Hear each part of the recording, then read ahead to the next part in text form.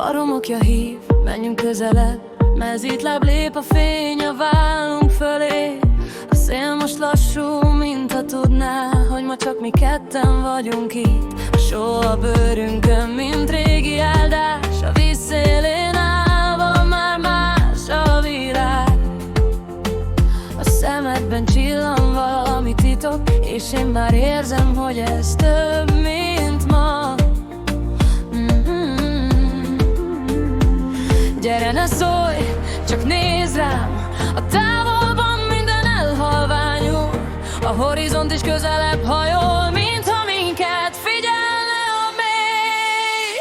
Fürdünk a hullámzó tengerben, fürdünk a hullámzó tengerben, élvezzük a nap melegét, pisztikor a szívünk ég. Fürdünk a hullámzó tengerben, a víz alatt is hallom a jelet, élvezzük a nap melegét, és minden perc most égi lesz.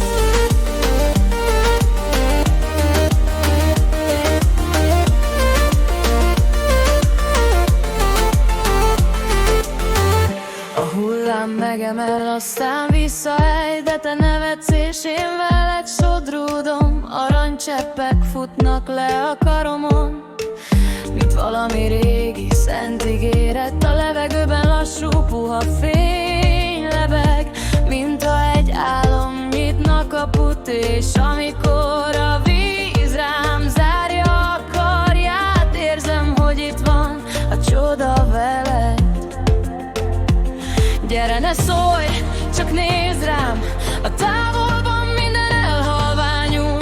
A horizont is közelebb hajol, mintha minket figyelne a mély.